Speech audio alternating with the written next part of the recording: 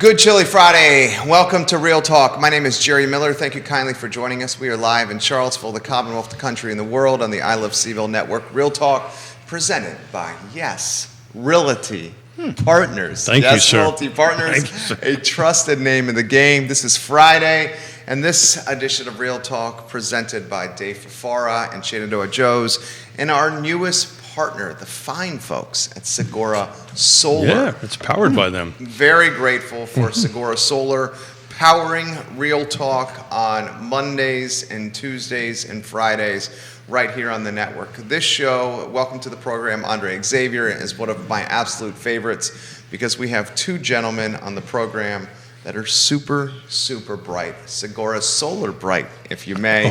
Judah Wickower, if you could, go to the studio camera and let's welcome three gentlemen that I have tremendous respect for, admire, and frankly, Sean, I'm going to say this to you, really enjoy your company. Oh, well, thank you. Town Crier Productions, everybody. Town Crier Productions. Everybody. He's the president of Town Crier Productions. He's the president of the Free Enterprise Forum. This gentleman is one of the principals of Yes Realty Partners. Good morning, my friend Keith Smith. Good morning, sir. I think Neil needs to give a shout out for his organization since Mr. Sean jumped in right away. I think he should do that. Certainly, shameless plug, Free Enterprise Forum. Free Enterprise Forum.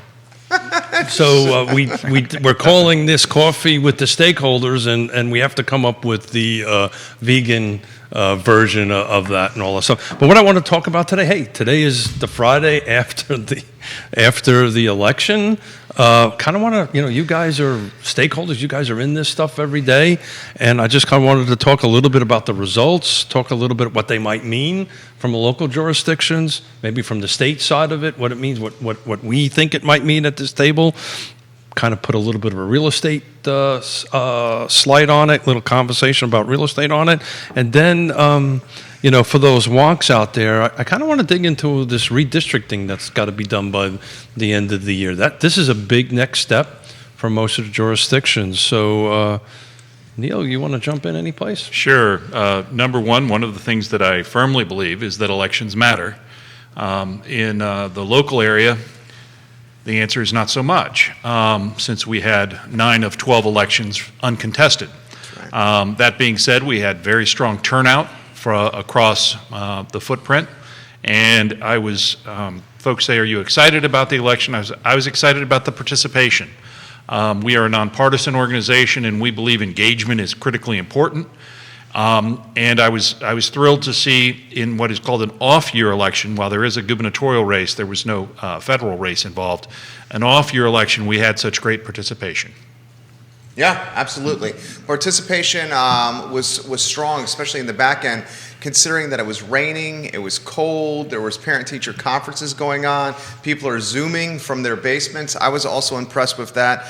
We talked before the show started. A friend of the program, Mr. Fitzgerald Barnes, is in a dead heat.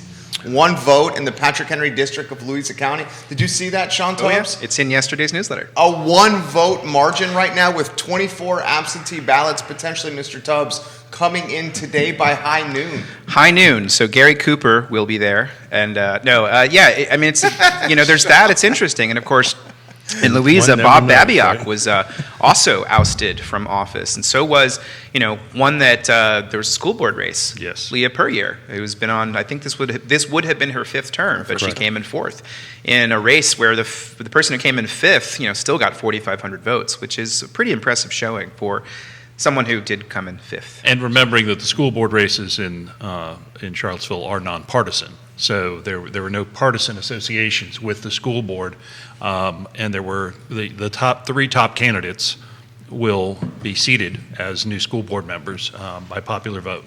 Mm-hmm.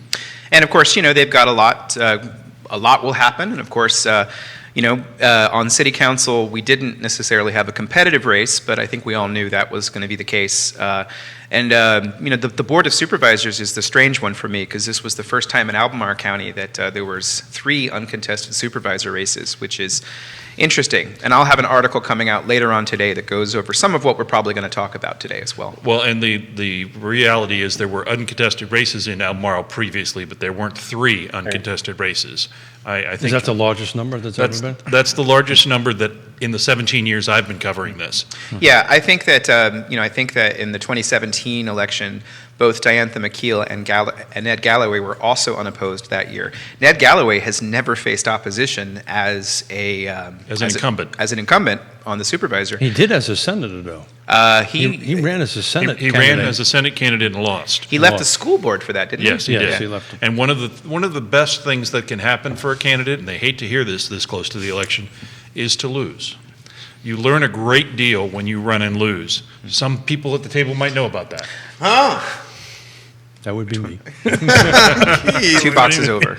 You just like keep on rubbing it in, the time of unpleasantness. During the time of unpleasantness, I ran for office and lost. And you lost, and by losing, you won. To be honest with you, that is That's actually how he feels. I know. that is actually the truth on that. And I actually had a conversation with a candidate that lost.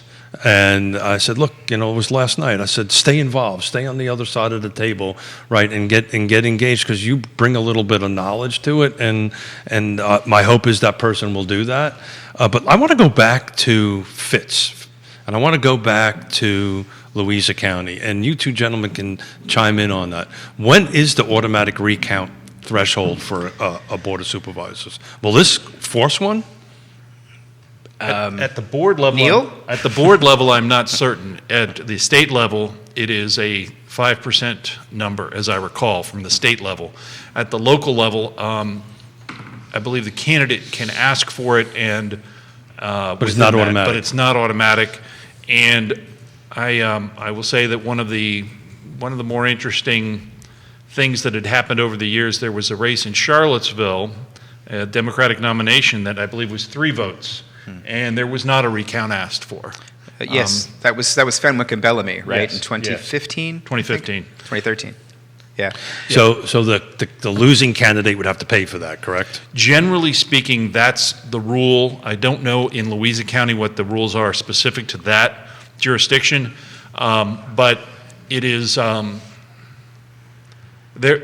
reality is that there are errors that are made, and it's kind of like anything. If you ask the question again and you recount, it could be that you find that there are more ballots for your opponent if there's a 1 vote differential.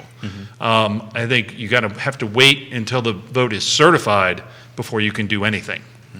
1 vote is bananas. Have you ever seen one with 1 vote difference?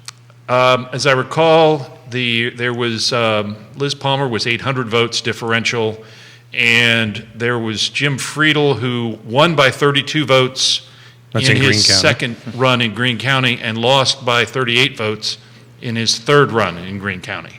Fitzgerald Barnes, 1,234 votes.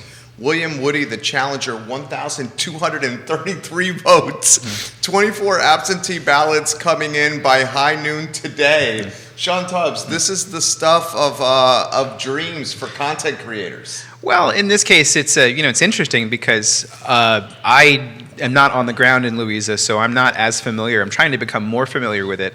But I'll be interested to see what Tammy Purcell has, the coverage that she has of this. If you don't know Tammy, she runs something called Engage Louisa, which is a community newsletter. So I'll be really interested to see what she has on Sunday when she publishes about that, because I don't know what the issues are. I do know that Louisa, of course, is a county that is certainly poised to grow right between Richmond and, where are we? Charlottesville, thank you. And I think it's, and there's a lot going on. None of these outlying communities are sleepy at this moment in time. So this is why I brought it up. This is why I tossed it out there. This is why I wanted to have this conversation, because, we've talked about it on the show all the time. Where's the next crozet? Where's the next growth area? Not crozet. It's not crozet. Sorry. Okay, where's the next growth area? And we constantly talk about Zion's Crossroads, and this 1 vote difference could make a difference, even though Fitz is not in the Green Springs district. He's in the adjoining district, which is up by Ferncliff, which is again that connector between Zion's Crossroads and this 1 vote. And talk about institutional memory, right? This would be he's done 7 terms, so this would be his 8th term. Right, and there are some that would suggest that 8 is enough. 8 years is enough, or 8 terms is enough. It's not like a TV series. Dick Van Patten. The idea, there's a lot going on in Louisa. Fitzgerald Barnes has been very involved with the Industrial Development Authority there. Yeah. We have folks that are friends of ours that work with the Industrial Development Authority there.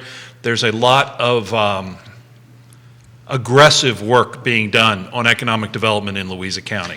Yeah, there's the Shannon Hill Regional Business Park. That's exactly right. Yes.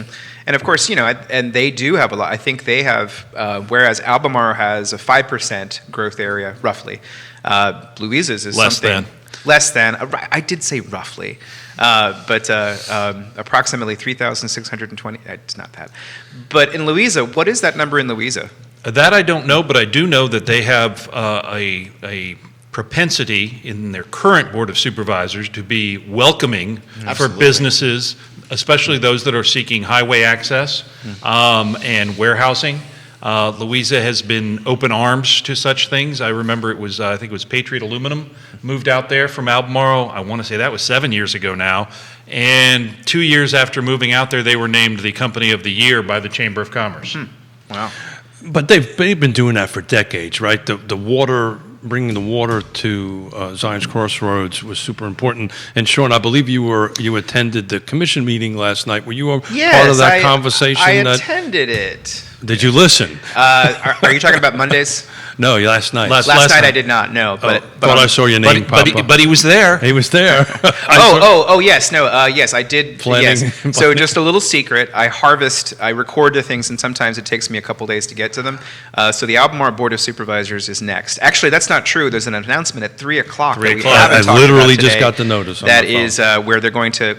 Council is going to announce an interim city manager, which Or not. Well, no, actually, I just got a press release Okay. from Brian Wheeler that it's said gonna be- that confirmed that. Okay. So I was not Any idea who? I don't. I've heard plenty of names mentioned. I am done speculating. I'm just But going to wait.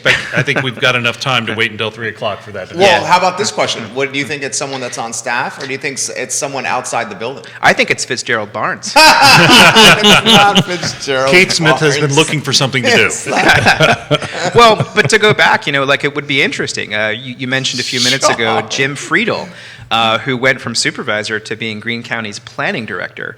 So maybe it's an old elected official that was on this show. Maybe not. Who knows? I want to get a little wonky here on this. Mike Murphy, Dave Norris. Do we cross them off the list? I can tell you it won't be Chip Boyles. Okay. It's not going to be John Blair. Is it? Who knows? Are we betting here? Is that what I'm we're not doing? betting. I don't I'm bet. not betting on I don't this one. bet. I know better than to bet on city council. Yeah, it's but that is going I'm to be trying a to win very back my important thing. bourbon. But going back to the just to the idea of the elections, and I mean, I think that what is the experience you need to be on a board, and is that experience? So Bob Babiak being defeated, does that matter?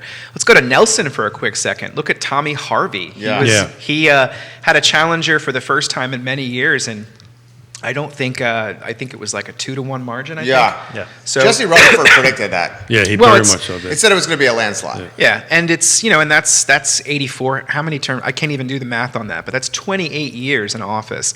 Well, that's the And- reason I wanted to talk about this, because these, always steal your elections matter moniker all the time, but they do.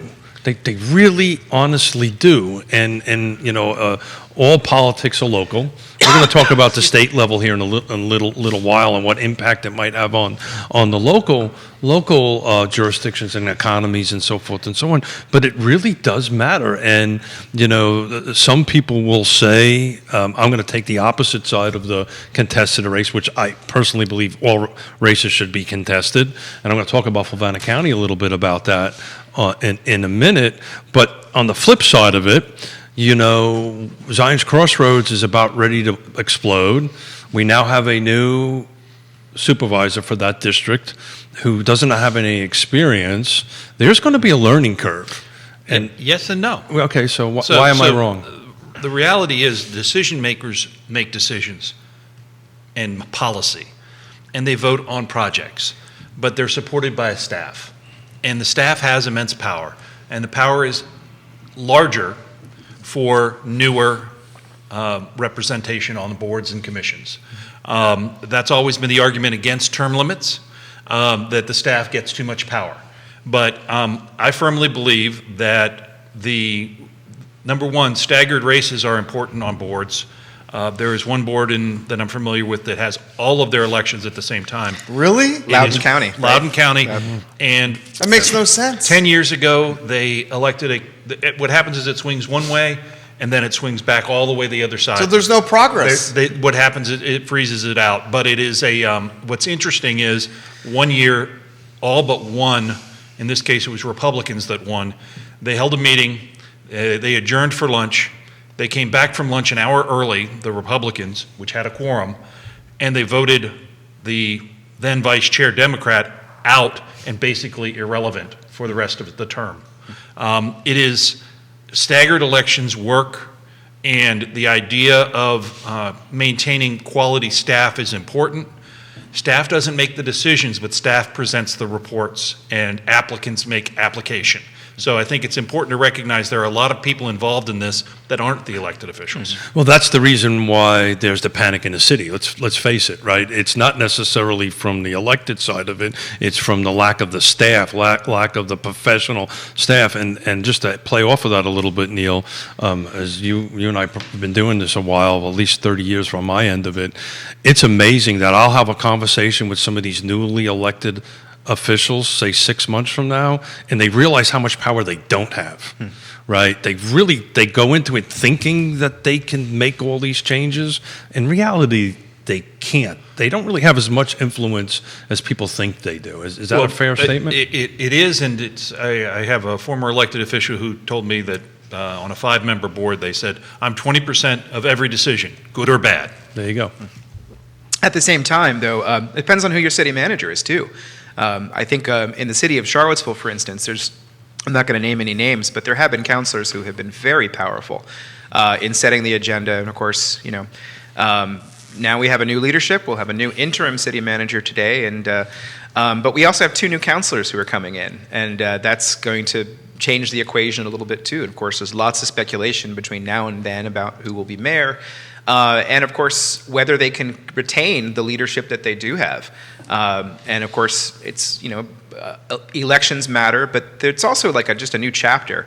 It's interesting right now to think about what's it going to be like to write about a locality which is going to be severely affected by changes in Richmond with a new governor, with a new Republican governor. We should talk about that. Yeah. And we'll get to that because, again, elections matter. And I think that in general, and I will say this, I don't mean to say this in a mean sense, but most people don't know how any of this stuff works. Sure. And that's kind of what I see my role is to help try to explain that without giving opinions. Town Crier Productions, baby. Crier Productions. Well, we're all El Presidente.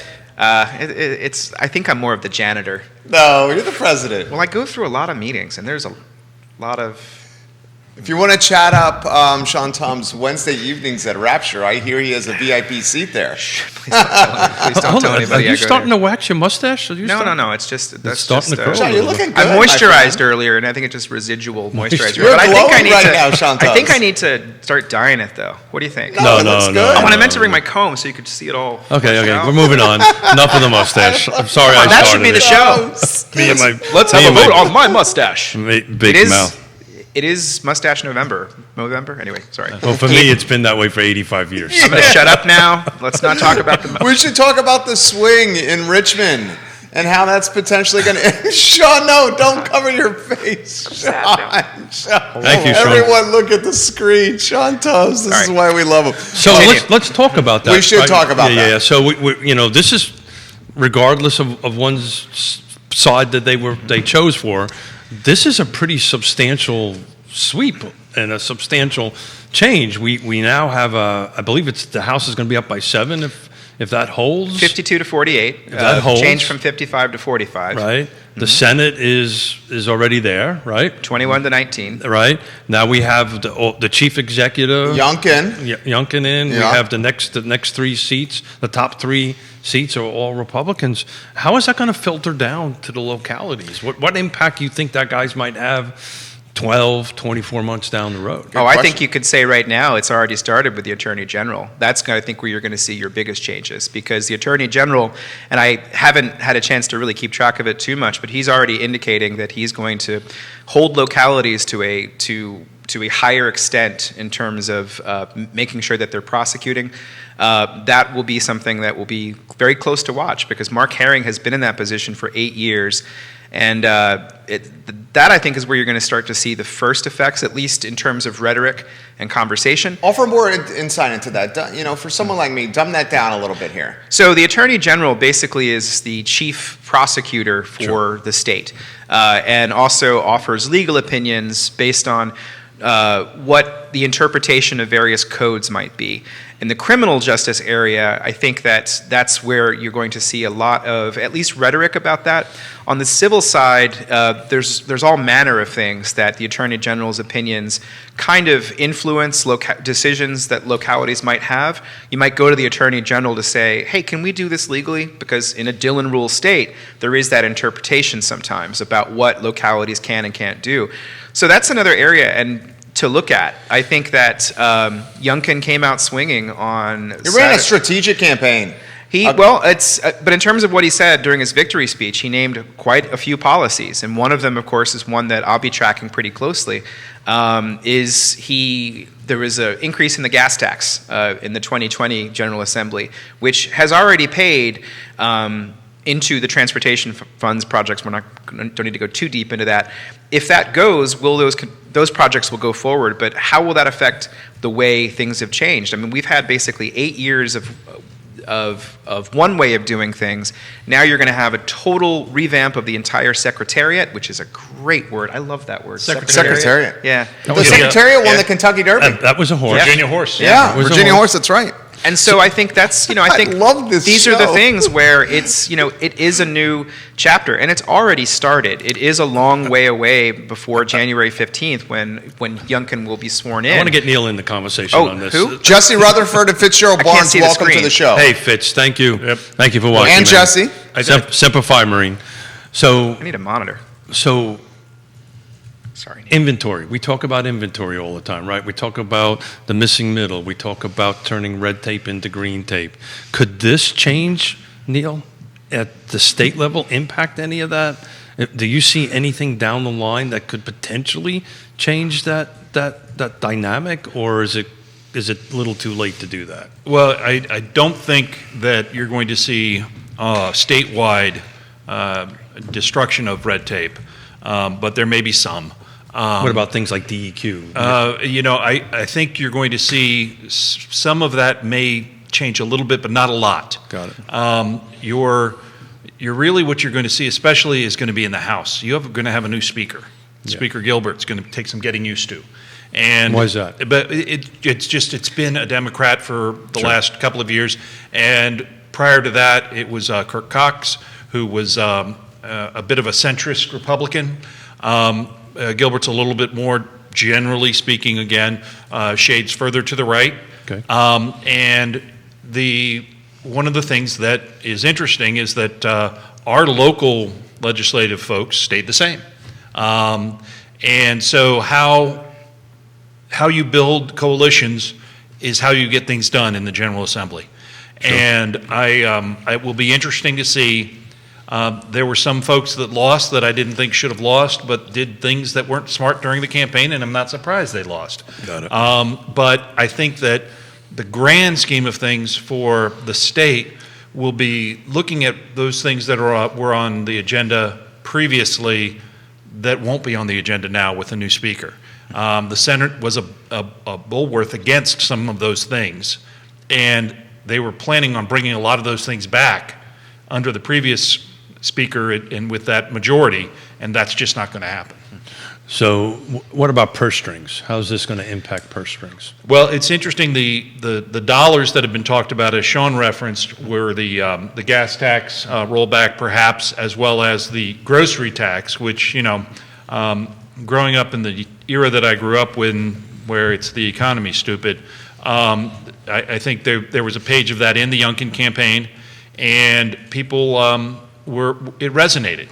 I will say that I think that The campaign itself is going to be a study for political scientists for at least the next 2 years, if not the next 10 years, for how the tightrope that Mr. Youngkin walked to retain what some would call Trump voters while appealing to independent voters. Yeah. That was it was a 16-point swing on suburban women. And I Just think that's huge. Yeah. The idea behind it, someone smarter than me said that it was hard to get excited about a rerun. And I find that to be an interesting soundbite. Who said that? I don't remember. It was that interesting. Let me acknowledge some of the viewers. Sure, please. Okay, so Ray Cadell is giving you guys some props. Ray, we love when you watch the program. Ray. Daniel Pettit, we'll get to your comments. Jesse Rutherford, we will Hey, get to Jesse. your comments here. Ray says, I appreciate all four of you guys.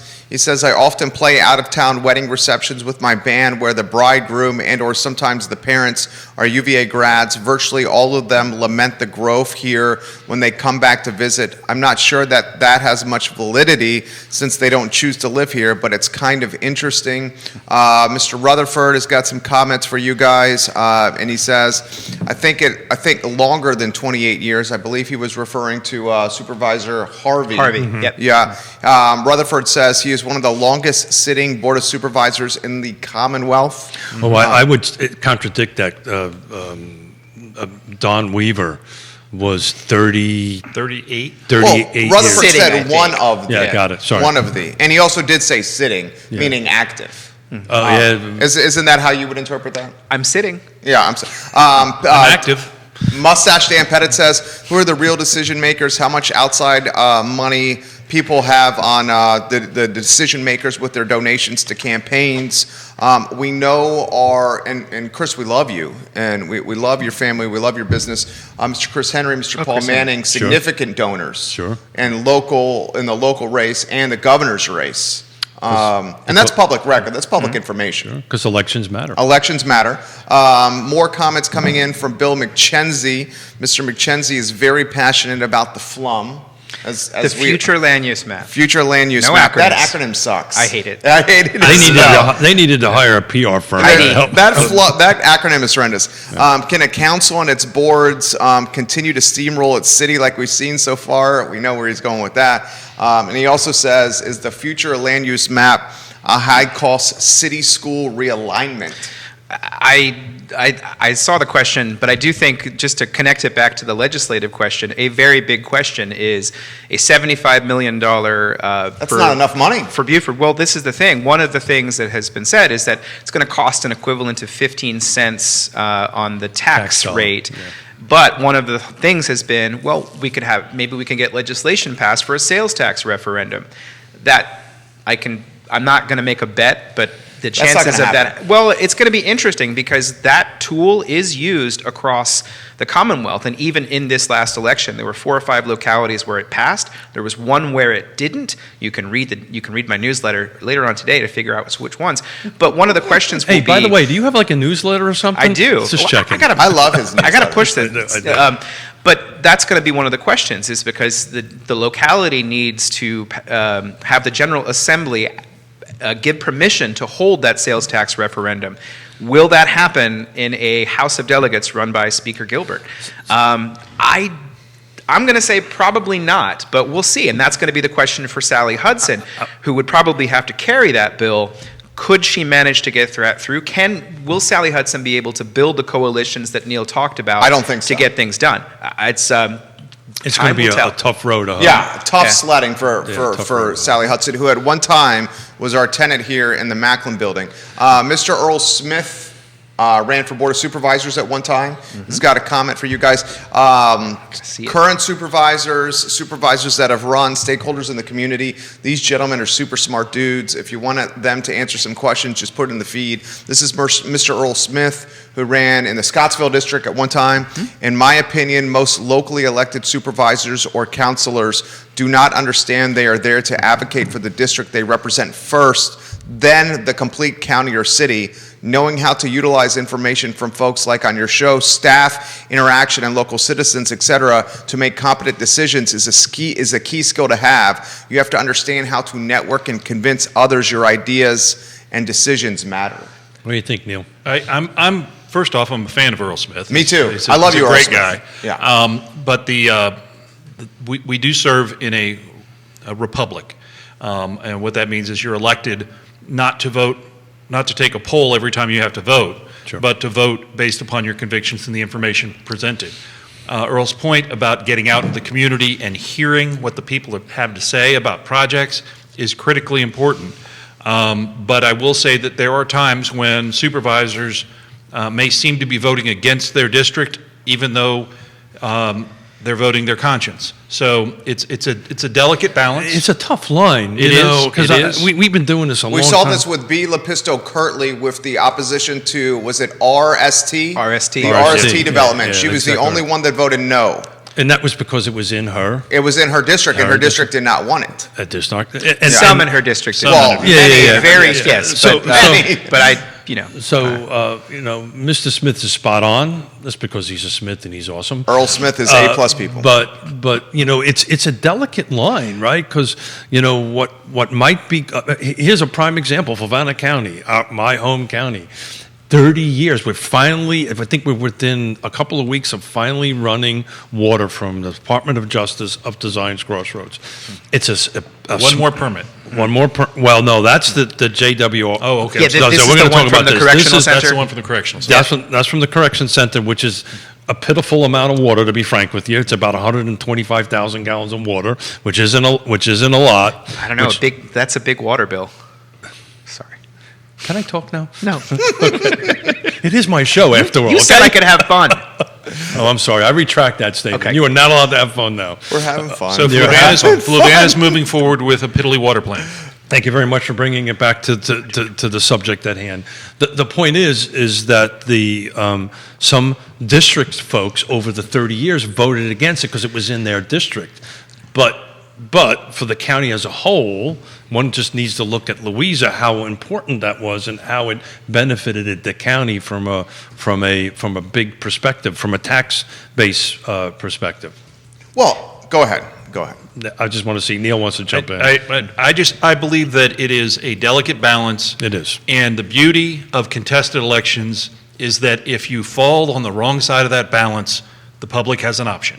Hey, I'm gonna Chris Fairchild, dear friend of mine. Dude, I was just going to bring that up. Ooh. This is something that we need to bring up here. Yeah, so it's a dear friend of mine, known him for 30 years. Our families are tight and all this stuff. He was uncontested, right?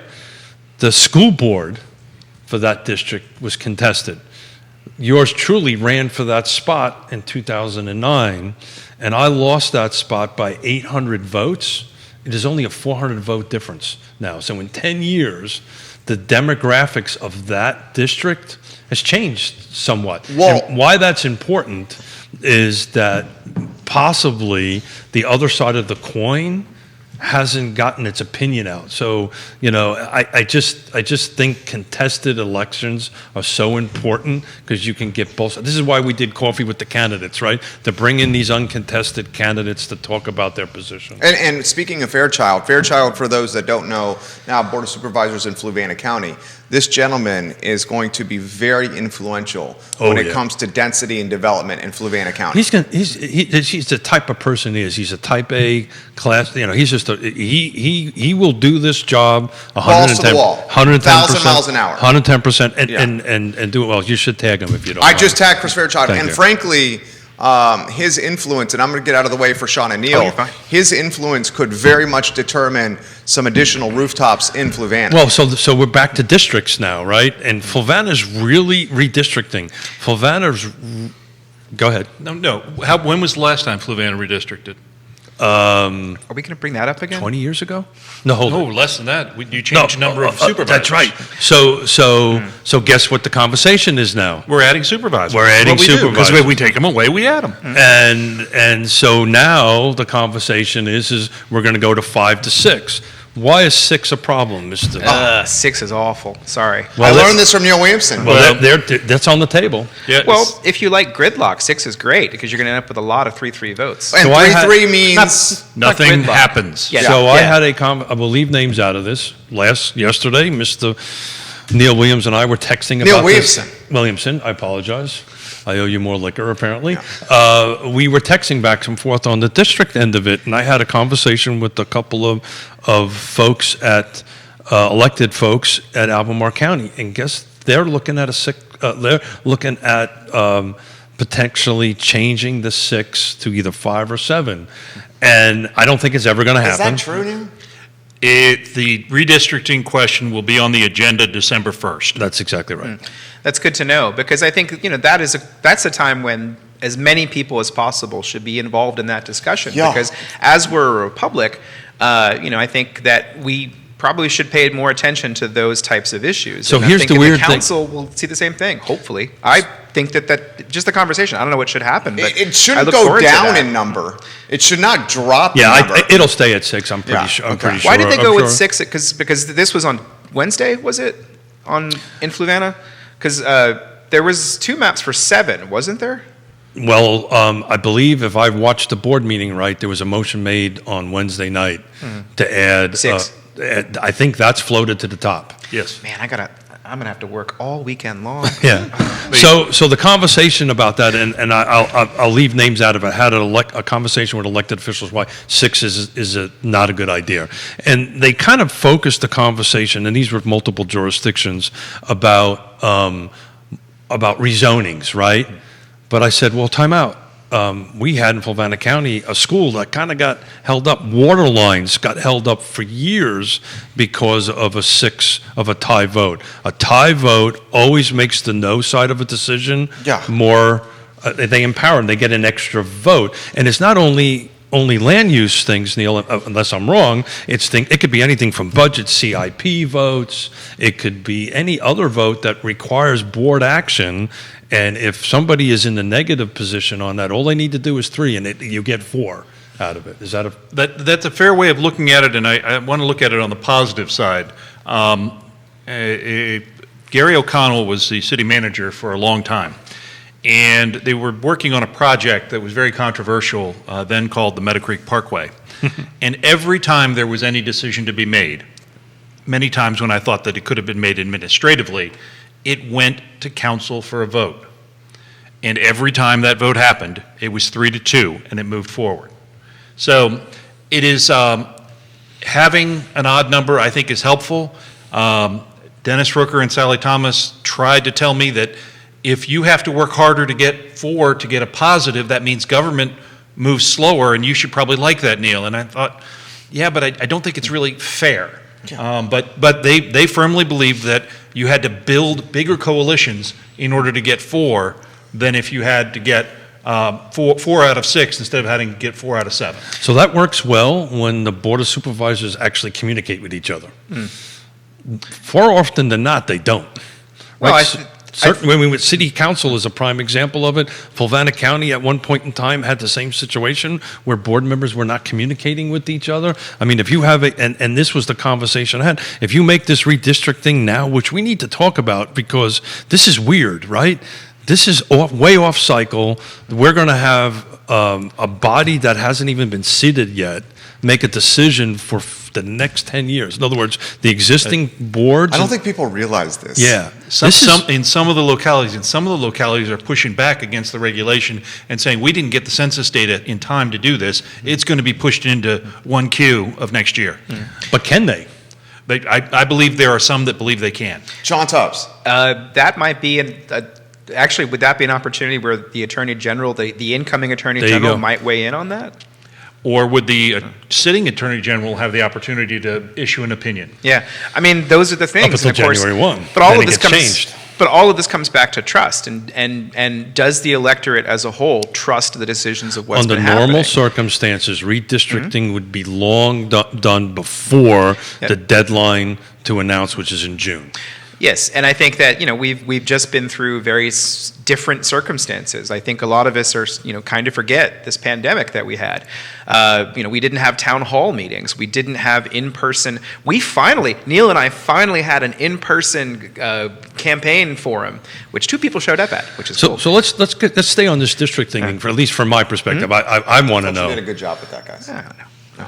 But I think the redistricting. Now, are you talking though? Let me ask a question. Are you talking the state level as well as the local, or No, I'm just strictly talking local? local at this Because there also is the state level, which is there's still some open questions Yeah, I about think whether that's or not. going to the state Supreme Court. Well, and that's going to be really interesting. Will we have a House of Delegates election next Yes. year? Yeah. And that is, that's really interesting because and that's fascinating to me because elections are a check on, the temperature of all of us as a whole. So I want to get back And- to Fluvanna County, right? So right now, we currently have 5 board of supervisors. Let's assume before 12/31, the sitting board of supervisors, current sitting board, say, we're doing 6. We just created a new district.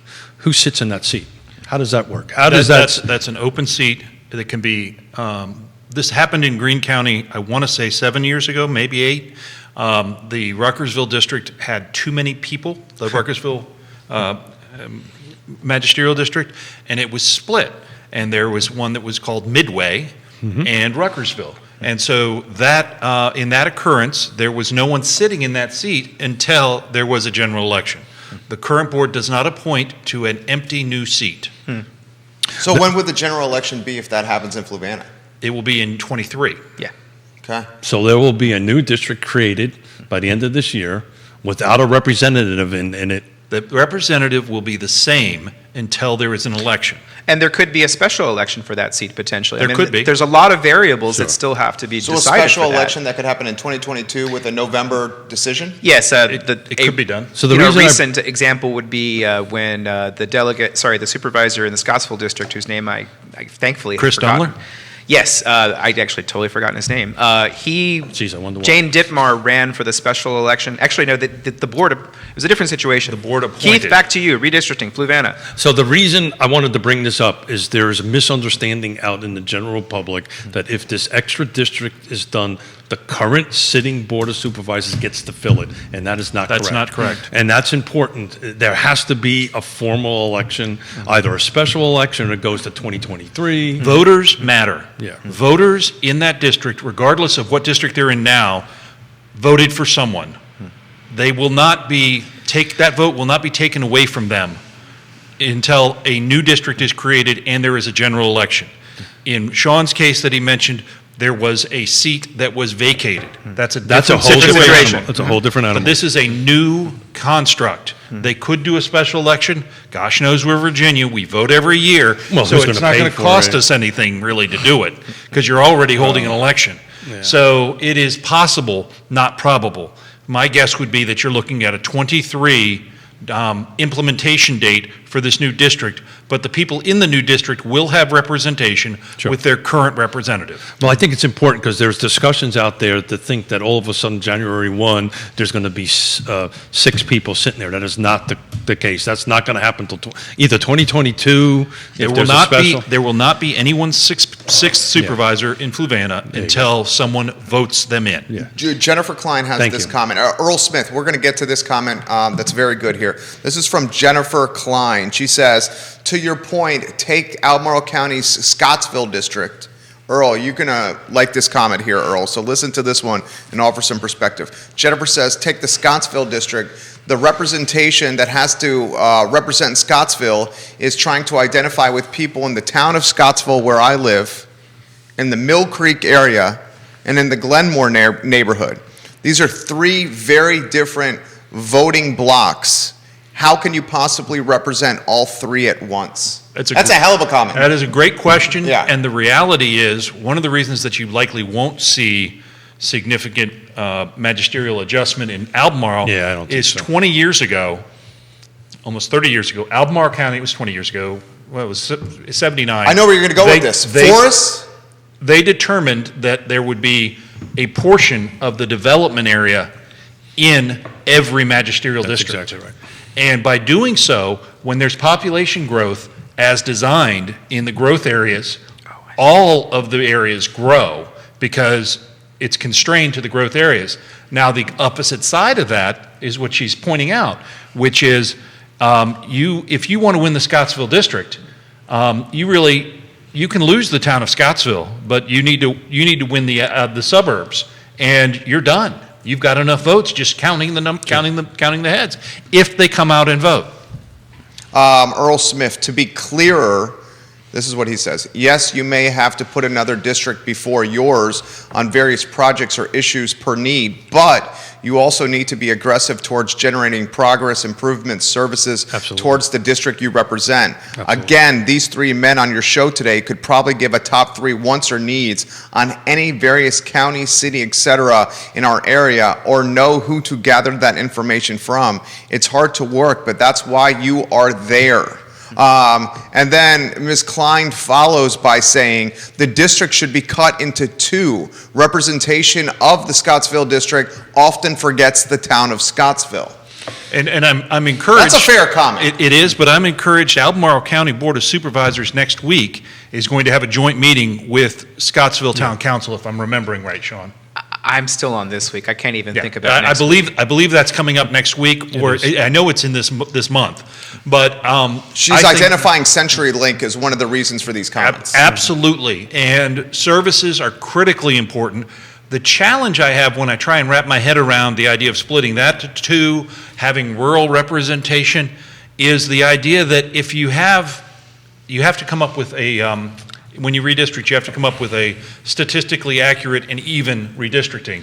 So you could have one supervisor from all the rural areas, frankly, and then split the rest up 5 ways perhaps. But does that supervisor, one vote, get anywhere? No. So the idea of having it as it is, where you have a portion of the development area, you do have to literally talk to people that are down in the town of Scottsville working their tail off on the river, and you have to connect with them as well as people behind the pearly gates of Glenmore. So the playoff of that. Who's working on the river?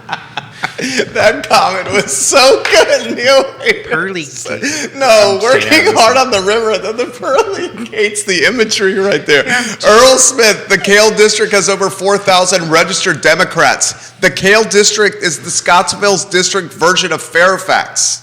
I will say that Fairfax is the most populous county in the state and the best represented in the House of Delegates because of that. And it is fascinating to watch Fairfax and how Fairfax voted this time around and the challenges they had and the things that you're seeing some differing dynamics out of Fairfax and Loudoun as well as Prince William as you look at the election results. Where percentages matter in the election of individual votes, though, but Youngkin changed that percentage number a little bit. He ate into the other side, and that's how that math ended up coming his way. He won more rural districts by more and lost more urban districts by less. That's right. That's exactly right. Well said. Well said. Sean Tubbs, jump in here. I got nothing. I'm just listening because I do think that, I think Keith has raised something I wanted to pay more attention to, so I'm just listening about the Fluvanna situation because it is very interesting. I thought you had meant the state, but you didn't send a rundown, so I didn't know. That's right. Carrie Rock, who's going to join us on the I Love CVille show at 12:30, the founder of Do Good CVille, has this comment. Any thoughts? Also, Carrie Rock, I think, is Army. He's Army. He's Army. Any thoughts on the new Attorney General and his proposed action to override local prosecutors if requested by the local sheriff and police chiefs? You talked about this. Talked about that. Sean talked about this. I think it's, there's so much right now, and I would just caution everybody, there's time to think about these issues and what happens. It doesn't all have to happen. We don't need to give an analysis about everything that's going to happen. But of course, you can read mine later on this afternoon by subscribing to Charlottesville Community Engagement. Plug. Content Slinger, hashtag Content Slinger. Please subscribe so he can stop talking about it. But I do think that the man's an entrepreneur. He's got to promote his business. I respect it. But that is the question: is that in a democracy there are these shifts, and we've talked about that a lot of what's been happening. And of course, there are places where there aren't shifts for whatever reason. There's a reason why nobody ran in the 3 districts in Albemarle, for instance. What would that reason be? Because they know they're going to lose. But at the same, or do they think that things are going well enough that they don't? No, I think it's Sean's first comment. Yeah, because they know they're going to lose. Because but then Because how do you oppose the Democratic machine? It's not really much of a machine, though. That's the thing. It's just, it happens to be demographics. You've got 5 Dems on City Council. You've got 5 Dems on Board of Supervisors. But let's think about, again, that's why I went back to the redistricting for the statewide. Let's look at the 4 legislators, the 4 legislative races in Albemarle, for instance. Ben Moses in the 59th spent over $600,000 to get a third of the vote. That is, I mean, bananas. That's nuts money that, like, I don't understand, because that was not exactly a foregone conclusion, because everything should be, but that tells you something about how those legislative districts were. They got a third of the vote, and there was a conversation about important topics that are going to be before the state legislature, and that informs the discussion. But $600,000 is what I'm saying. It's like, where did that money go, and how was that spent? Because Where did it come from? we know where it came from. You can go to the Virginia Public Yeah. Access Project and track all of that. That's the reason I threw that out. You can track where the money came from, but having a contested election means ideas are debated. Yeah. And I think that's great. And I think that's what I wish that I could have had more opportunities to have covered all of these various races, because they were fascinating. Unfortunately, there was very bad audio for one of the only debates they had. And But if you want to see a really good conversation, you could go to freeenterpriseforum.org and click on the podcast button, and you can see Sean and I, both the Democratic candidate forum as well as the Charlottesville candidate forum. Yeah, and I'm hoping that, these are did a good job. questions. And I think that looking forward to 2022, and this is, again, an entrepreneur such as myself who really believes that people will pay to see articles about this. That's what Neil does at the Free Enterprise Forum, although it's a little different, the direction. He's got a different model. But these are the conversations we should have about these fundamental issues, and hopefully in a way that leads to some form of common ground, as opposed to fighting each other constantly. This is why I asked you guys to come on. This is my favorite show that we do. Without a doubt. Well, the idea of scorched earth versus building common ground, it pains me to see compromise being put out there as a bad thing. That's the way things get done. Sure does. Rachel's got this comment, and dudes, Where are you she makes a good point. Well, we're streaming to 15 Facebook pages. Yeah, I know, that's confusing. Sorry. Well, I have all the tabs open. Okay. She says, you guys have gone almost an hour and have not mentioned that the mayor is no longer going to be on council. Please identify the influence that's going to have on Charlottesville City. That's a fair comment. We should talk about that. I think it's fair. I think it's important to recognize any time you have an election, you have an organizational dynamic change. Sure. So, especially if you have a strong personality, I don't think anyone who's been paying attention would say that the mayor is not a strong personality. I'd say that's an understatement. And I believe she would agree with that. I think she would. And so I think that change has yet to manifest itself across the new group of 5. But you have 2 organizational changes within the city. You have the elected organizational change, and they're trying to build a staff to go ahead and support them. And as we spoke earlier, the staff kind of runs behind the scenes a lot of the everyday operations of a jurisdiction. And then, it's just like a board, right? A regular nonprofit board or for-profit board, it's typically the staff that does all the work and the board gets in it. I kind of want to get back to this Fluvanna County redistricting thing. The reason why I'm bringing this up is important to play off of something Neil was saying earlier. If they go to 6, then it's potential, not this election cycle, but the next election cycle, one subdivision could have Lake Monticello could have 3 representatives on the board, and therefore direct how the county is going to go. And personally, I think 5 is the right number. I'm a little concerned Lake about Monticello, that. 4,300 rooftops. You got to say maybe 1.5 voters per rooftop. You're talking quick math right there is like 6,500 voters at Lake Monticello potentially. Well, while appreciating the executive director's, or executive producer's prerogative, I'm curious what Sean's thoughts are with regard to the mayor change. Yeah, please. Can we So highlight I'll that? just we'll finish that. We and I'll have drink to my put coffee. Fluvanna over there, executive producer. What is this? Give me the knife hand. I think what we've seen is we've seen somebody basically embody the role of the strong mayor without actually having the role. Having it. But, sure. one of the jobs of the mayor is to set the agenda for the meeting and to lead the meeting. So I think that's will be interesting to see who they choose of the 5. Is that really the case, though? Does does the mayor, does the chairman of these jurisdictions actually set the agenda, or is that something that works its way up from the staff? I think it's a common. I mean, I think I'm that a talking good literally question? setting the agenda for the meeting and the tone for of the the meeting. council meetings. I think But she wasn't just- even doing that. Well, I think that's She was where, changing it on the fly. But I think though that it's And a once you get into question the meeting, of- she's got the right to do that. And it will be interesting to see if this comes up. Is that I don't, and I haven't watched all the city council meetings, but I'll get her in the mix here. Let me get Nakai in the mix. But I would suggest though that has there ever, and this is a question I don't know, but was there ever a time when there were 2 votes to end debate on anything? I think you can do that under parliamentary procedure. That was never done.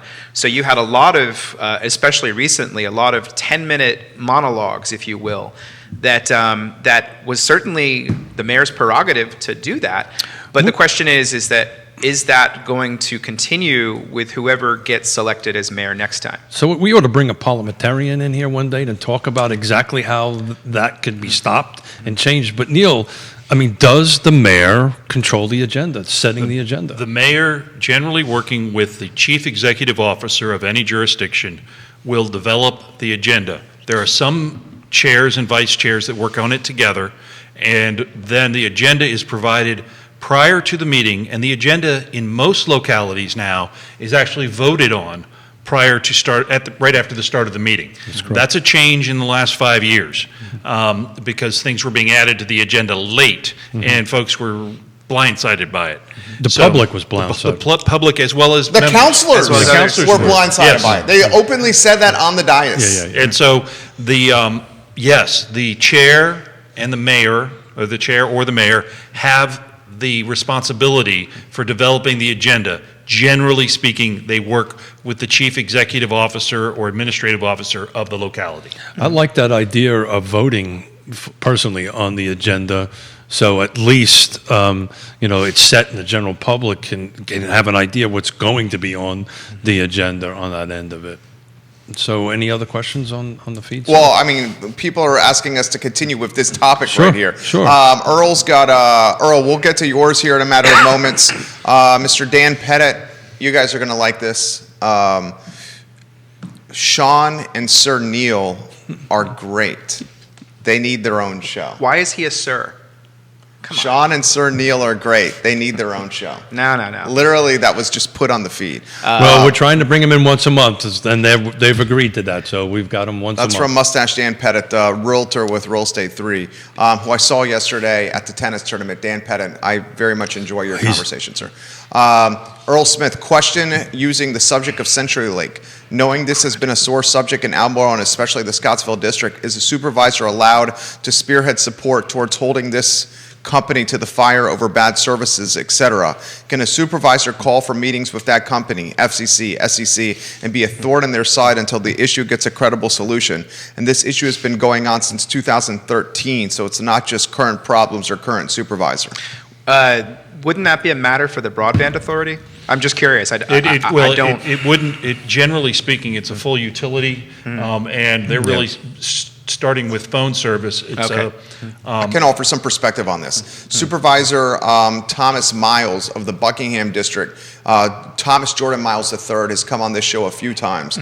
And this guy is legitimately, in fact, he's going to come on next week. He's legitimately scorching CenturyLink through social media and through rallying state senators together. And he's using the power of grassroots, boots on the street, movement and momentum to try to do collective bargaining and collective influencing. Sure. I am not, and this is just me talking, and I'm not knocking anyone, I'm just talking out, I'm not seeing the same momentum in the Scottsville about this. I've been aware of significant conversations between CenturyLink and members of the Board of Supervisors. Some of those have been public, some of those have been private. Okay. I don't believe this is something that is being, quote, ignored. Whether or not they're taking it to the public level that the supervisor in Buckingham is a different question. There are lots of ways to approach such an issue. And remembering that, as you guys have talked about, that broadband and phone service are utilities. However, since the breakup of Baby Bell, which I haven't said in a long time, my Ma God. Bell creating the Baby Bells, it's a competitive marketplace. It is. The other thing that Scottsville is feeling the pinch from is the decision by Albemarle County to require more, shorter, more expensive cell towers in Albemarle County. And thus you don't have a cell tower solution. You don't have a cellular solution to the phone issue. Kelsey for Neil, is the fact that we're town status working against us when it comes to CenturyLink? I don't believe that the town status is working against them. They've got what I consider to be a very solid town manager. Without doubt. And I've been very impressed with the town manager. Matt Lawless. And doubt. I think that if anything, it creates a rallying nexus for these complaints. So Nexus, very nice. we talked Wasn't that about the enemy in Star Trek 11?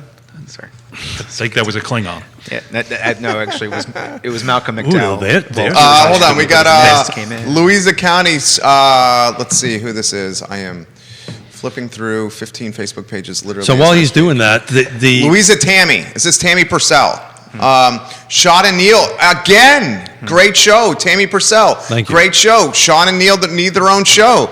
I've hinted and elbowed and encouraged this. For about $10 this. a month on Patreon, you can see the one I do. All they would have to do would show up and talk and leave, and they could promote anything they want. Tammy Purcell, thank you for Tammy watching. is a great content developer, and I encourage everyone to read her stuff out of Louisa. She Would does you- Substack, right? Yes. Yeah. Would you call her a content slinger?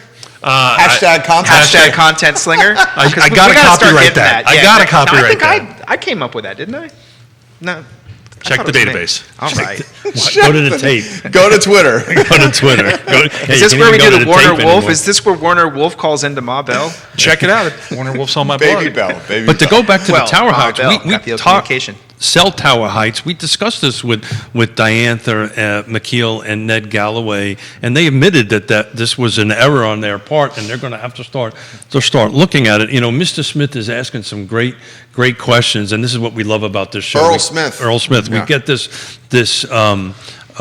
feedback going back and forth, and there's a conversations I can watch by his fingers going. Oh, going dude, back. we're not even going to get to it all. Get to it all. But this goes back to, when elected, I've been saying this on the show for quite some time. This is a 40-hour-a-week job, if not more. And in order to really, get into it and represent your district, it takes a lot of time and energy And to do do you that. think that's a reason we don't see contested races? That is Yes. the reason I brought it up. But that's 100%. one reason I would love to see more legislators to How have does- more people involved I to didn't mean to handle some of those things. No, that's all right. You're going to go where I was going to go. Well, okay, I'm just going to throw this out there. If it's 40 hours a week to be a board of supervisor, how does a Ned Galloway, who I love Ned, general manager, I'm not sure what the title is, of the car lots on Pantops. Sure. This dude is clocking 50, you would imagine, as the top dog at the car lots on Pantops? 50 hours I a know week firsthand it's way more than that. at the car lots? Way So more than call that. it 60 hours a week? That's about And then right. he's clocking another 40 and change at board of supervisors? So- I mean, you're basically saying this dude's clocking 110 hours a So week? he and I are Of work? He and I are speaking at the Virginia Governor's Housing Conference next week. Mm-hmm. This afternoon, I made a hole in my schedule to go to his car lot to talk to him about it, because to make your point, his plate is just extremely full. So I needed to pivot my day to go ahead and go sit down, because we need to figure out what we're going to talk Well, about. and part of the reason that it's 40 hours a week in some cases is the electeds choosing, perhaps for the better, perhaps for the worse, to have elected serve on appointed committees. And so when you have that happen, you have few opportunities. It's challenging to keep a real job and be able to attend the RWSA meeting at 2:15 once a month on the second Tuesday. Well, so let's talk about that. So I am on the Thomas Jefferson Planning District Commission. I'm one of only 2 appointed officials on that. Maybe that's what they need to do. They need to reach into their jurisdictions and find somebody to appoint instead of Definitely. them doing that. Definitely. But in some cases, though, like especially with the Rivanna Water and Sewer Authority, you are dealing with millions of dollars. Yep. So that's, I think, is a factor for that one. At the But same a time, trusted person could advise the supervisor on what's happening. potentially, that's actually a very intriguing way to separate that and to think about that. I do know that at least one supervisor supervisor, I think when you're elected, you sort of pick what you're going to do and focus on, at least if you Sure. want to be successful. Sure. But I would just say, just to kind of talk about that, I did notice that the Louisa County Board of Supervisors meetings was less than 2 hours on Monday. The Albemarle County Supervisors meeting was what times 5 of that, I would say. And I think a lot of that is because in some cases, it'll be really interesting to see what happens. Again, we've been in this weird era. Albemarle and Charlottesville are still virtual. And that changes the dynamic of these meetings in a lot of ways too. And it'll be really interesting to see what happens when we go back to in-person meetings. Will they continue to be as long as the Albemarle? At least, well, it's sometimes the evening portion is set. But not that I'm complaining if any of them are watching, but there was 1 o'clock they start. They didn't get to any business until 2:15. That's correct. There's a lot of talking that maybe... Is that talking from public comment or board chatter? Board chatter. Got it. So, and I think that is, because that's the culture of that. One of the reasons the city pronouncements.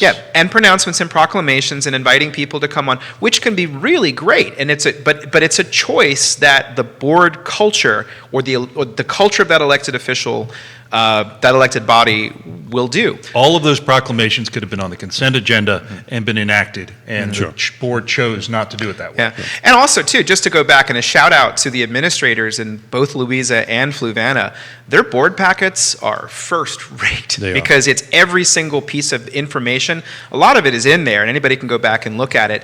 Some of the information, I wish the city council was getting information that was as thorough as those packets, But they can't well, they because of the openings. no, it's more of it's a culture of staff in But that let's go back case. to the city, because I know you guys got some hard stops. I never leave. What is the hard stop?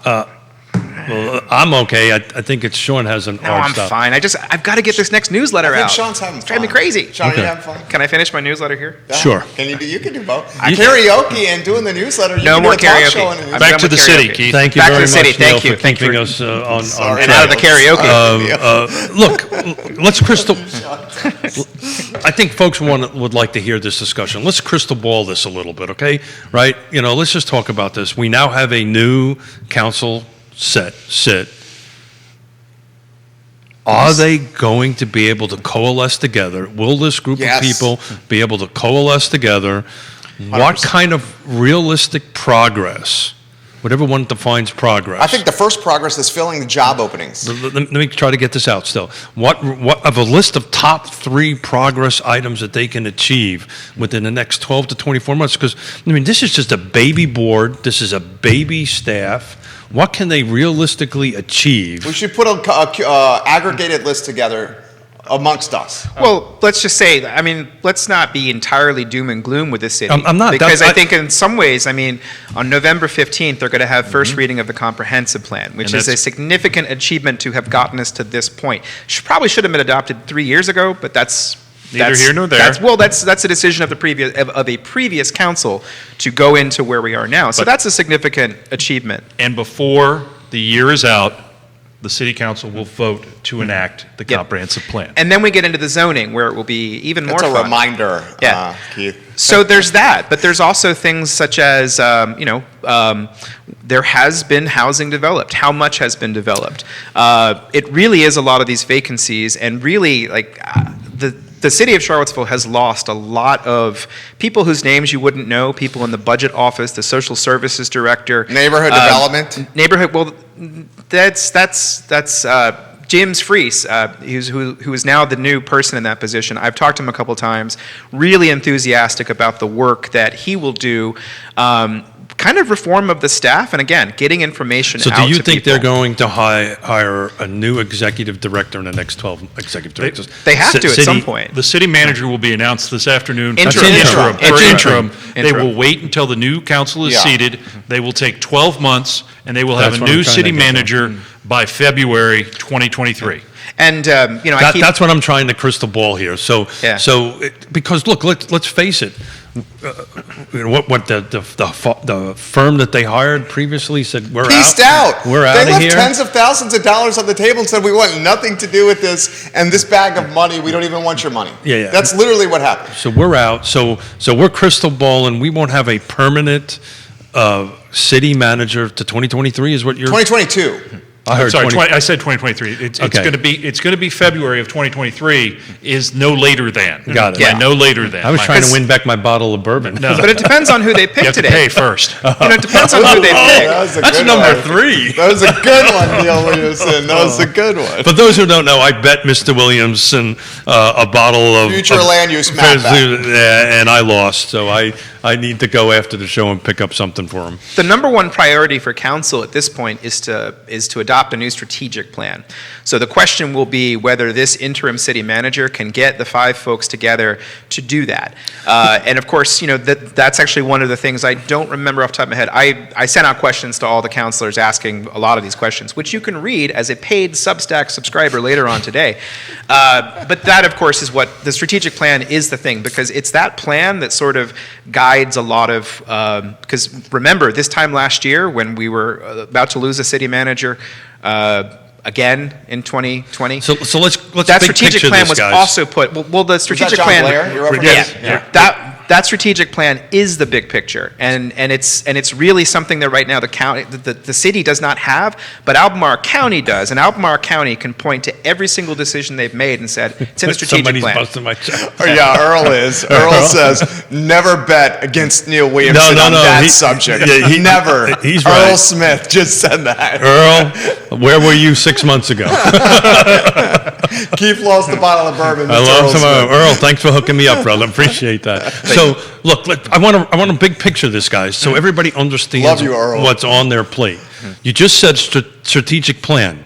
That's a huge, heavy lift. Huge. It That's is. a huge. I'm involved in a couple of them at the moment, right? That's a huge, heavy lift. We've got comprehensive plan. Right, that's got to get done. Then we got to get the zoning has to get done. That's 3 huge, heavy lifts. School reconfiguration. School reconfiguration. Plus, you got to hire people. $75 million. School reconfiguration is probably the biggest one that's out there that doesn't have a plan to getting it forward. 100%. You already have a consultant hired to handle the zoning ordinance that has been the same consultant that did the affordable housing plan and the comprehensive plan. Dr. Richardson told us, the former city manager of Charlottesville, that there's no way in HE double hockey sticks that $75 million is going to be enough for school reconfiguration. Well, we already know that's the case. It's more about 110. 100 plus? Yeah, but and we don't have that money. Well, but that's, I So think. what topics are we going to be talking about of the list that we just did? Because you guys are coming in for the next 2 years. Oh, I don't know about that. What are we I'm going to? Are they going to achieve? You these insulted goals? my mustache. No. Earl Smith has something for Sean that we got to read. Uh-oh. Sean has that Ming, the merciless look from Flash Gordon. what I'm It's going for. awesome. That's what I'm going for. Awesome. The reality is Flash Gordon. I like the that. reality is Look at Earl. Look at Sean. Everybody, look at the screen right now. the reality is City Council will adopt the FLUM before the end of the Future year. we land got use that. map. And will move forward with the comprehensive plan. I would not be surprised if that occurs prior to December of next year. It is really deep in the weeds stuff, but I don't think that many people are going to get that deep in the weeds when the council starts working. Do we have elections on 2022 on city council? Nope. No It goes to local 23. elections to 23. There's 3 in 2023. Right, a new majority. The other part of that is that I think that the school reconfiguration is the one that's looming. This has been discussed for how long, Sean? Forever. For a long time, but this is the closest we've had to Right. actually get there is a plan. There's a money. cost estimate. It's at something called I think it's at the 60% design phase, which means we're getting closer and closer to a deal. The question is, will council vote on the budget in March to move forward? Because right now this council has approved the idea and concept, but it's really where the dollars come in, and that's going to be, Right. And there's Will the new Senate, the new state level seats impact that a little bit, or is that all local dollars? may or the may not. legislate. I would say the referendum. I mean, the question is, can a bill get through to allow Charlottesville voters to go to the polls to ask ourselves if we That's want to exactly pay for right. that sales tax? That is the number one. And if they don't get the sales tax, It's all property tax. if you Well, go not to all, but- the freeenterpriseforum.org and look at the candidate forums, Content slinger. you'll see that both candidates that were elected supported higher taxation. Pinkston and Wade. Pinkston was a little less. You would call... Wade was all in. Pinkston was, I need to And see the remembering numbers more You would clearly. Juan Diego Wade spent 10 years on the school board. But clearly, No, I wouldn't say that. I would say I think in Brian Pinkston, you have somebody who, he ran twice on the idea that he's a process. He's a project manager. Project manager, he's an thank you. engineer. So he's going to look at everything and, he's Sure. going to probably give a lot of scrutiny to a lot of these things. And, he said in the conversation we had is that the first thing he's doing is he's looking at the draft comprehensive plan, looking at all that stuff. Well, if you go You're going to have back- somebody who is going to be in the weeds on a lot of these different issues. That's a good thing. I didn't mean that in a bad way. Wait, not in the weeds. if you go back to the Capable of doing, due diligence. Thank you. Sorry, this Bill McKenzie, I'm setting all my assets offshore before the city can abscond with them. But at the same time, I think that it's the question of let's look at the vacancy rate for offices. Cushman, Wakefield, Tallheimer. Wait, that's Yeah. right. Got that right. There's three names there. I They can just go by Tallheim. all I know is Manny, Mo, and Jack. Pep Boys. There you go. So look at we have all this office space that's coming online. At some point, office workers will go back to offices. Right now, they're not. Well, Dr. Scott Gottlieb said on CNBC today that the pandemic in January is effectively behind us in the United States. I worry when anyone says yeah, that. I would Yeah. worry at that. Vermont just Former FDA commissioner. Vermont just posted its biggest numbers yesterday, 437, I think it was. So there's a lot of unknowns. But again, at some point, I'm pretty clear about this from my perspective. We will be at a hybrid of some sort. They'll be required to come in for so many days. They can work at home for so many days. So it's going to be a hybrid. I mean, It yeah, already think is. about it. You got Mr. Joffrey Woodruff's Yep. code coming on market. Code. Apex. Apex. Coming on market. The 323 coming on market. Think about the positive of flex enrollment. Parking is all of a sudden Sure. not as big an issue because you're having this shift of time. And Jerry will get less parking tickets. That's true. I get it. 6 to 8 parking tickets a year. Fewer parking tickets. 6 to 8 a year. And interestingly, Hashtag. and I catch some heat for saying this. I'm going to catch some heat again. I don't mind saying this. This is a life cost hack of right doing here. business. It's the cost of doing business. I get 8 parking tickets a year. They're $20 a pop. That's $160. The cost of one monthly parking garage is $135. I'll the pay math. I'll pay the $160 in parking tickets a year and park on the street. So Market Street enforcement is an area for revenue enhancement. I know, that's why. Hold on a second. I know the dude. I'm texting him. Why did I say that? So there's a lot of unknowns, but there's also but the infrastructure is in place for the city to be a successful, thriving place. The University of Virginia why is is it still important?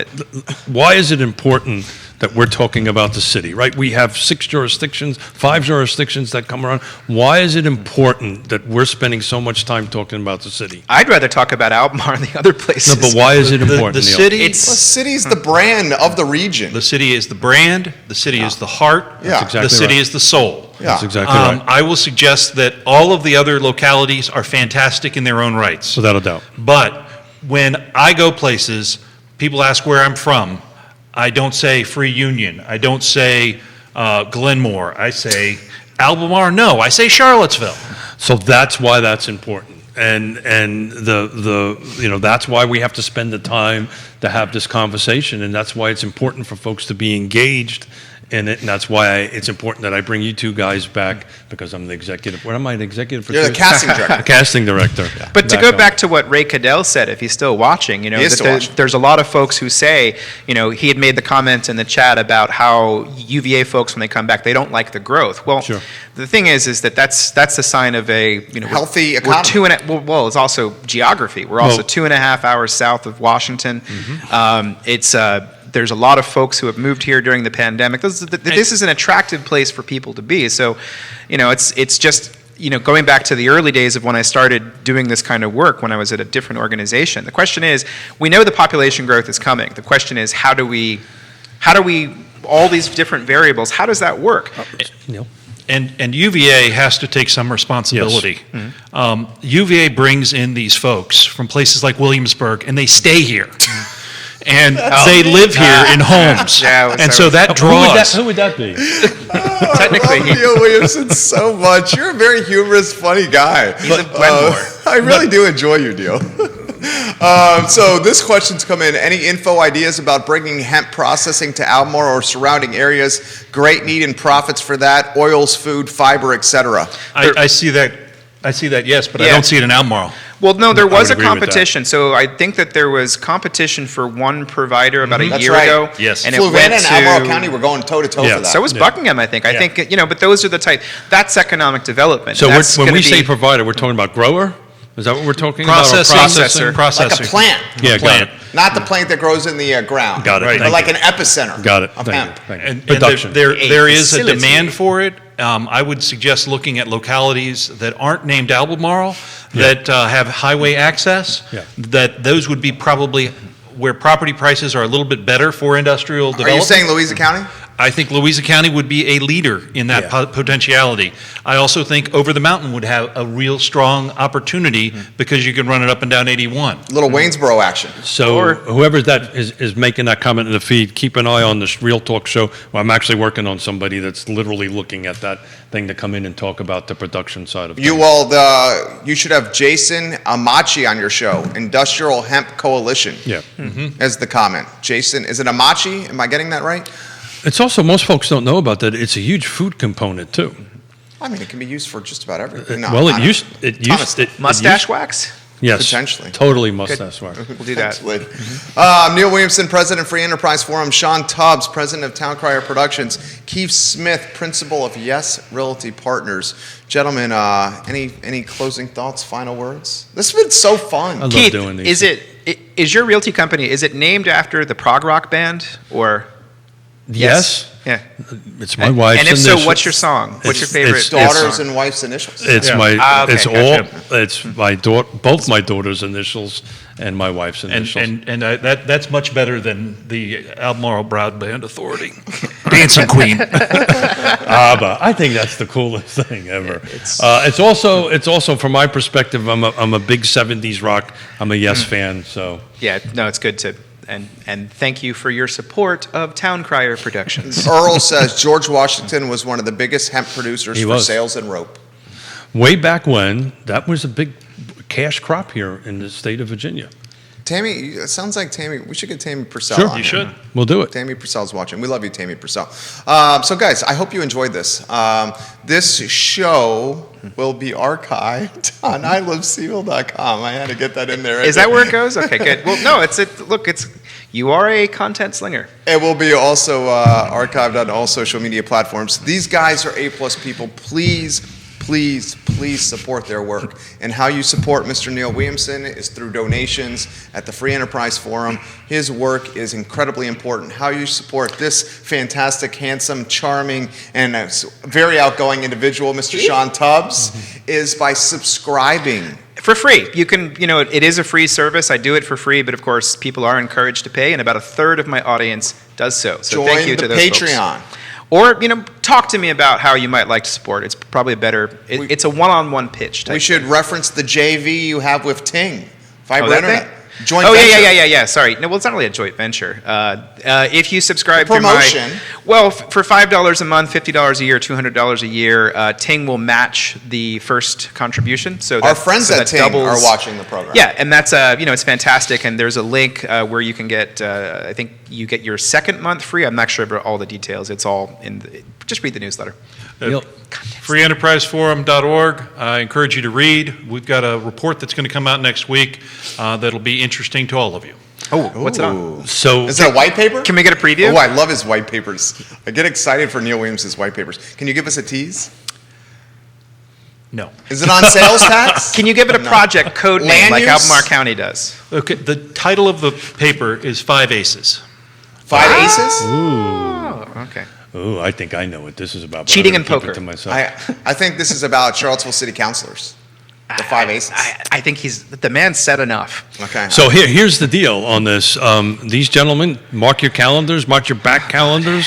On the first Friday of December, they'll be sitting in the same seats here, and we will talk about that. So it's December. the new table, can you go to the studio camera? Oh, yeah, we Yeah, love the it. new table is great. Where'd it come from? Is Was- this a donor? Was Is this a donor? encouraged by Mr. Neil Williamson. Did you get it donated? Or Well, this is it the table I had upstairs on our second floor. It's very nice. And then Jude and I and we're not particularly beefy or muscular individuals. Oh, I don't carried know. it down here from our second floor. Dude, it was brutal. It was That backbreaking. that does not sound like fun. No, moving is the worst, but it's helped the set. Keith Smith, any final thoughts or words? No, I just thank you guys for coming on. I love it when you guys are on the show. We have a ton of fun. The feed is a prime it's en example. fuego, chico. Prime example of it.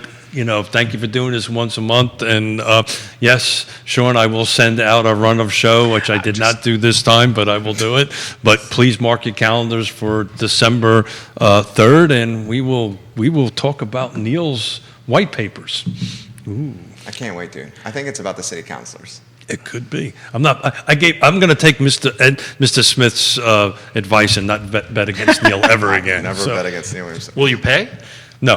He's gonna pay. He'll pay. You're gonna pay him that. I bottle will. of I wine. forgot. Yeah, I yeah, forgot. you- I forgot. Do you I have will. an idea of what kind, what brand? I'm gonna grab his hand and we're gonna go to the ABC store and fix it right now. Are you going to do it right now? There you go.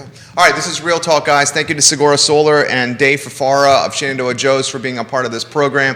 The presenting sponsor is Yes Realty Partners. Trust the name of the game. 45 minutes, we're back with the I Love CVille show. Mr. Kerry Rock of Do Good Ooh. CVille is going to spotlight a winter clothing drive that is helping our community. Please watch that. He's a rock star. Kerry is a rock star. Thank you for joining us, guys. Take care. Good job, fellas. It was so fun. I'm sorry to have interrupted. I'm sorry. Sorry.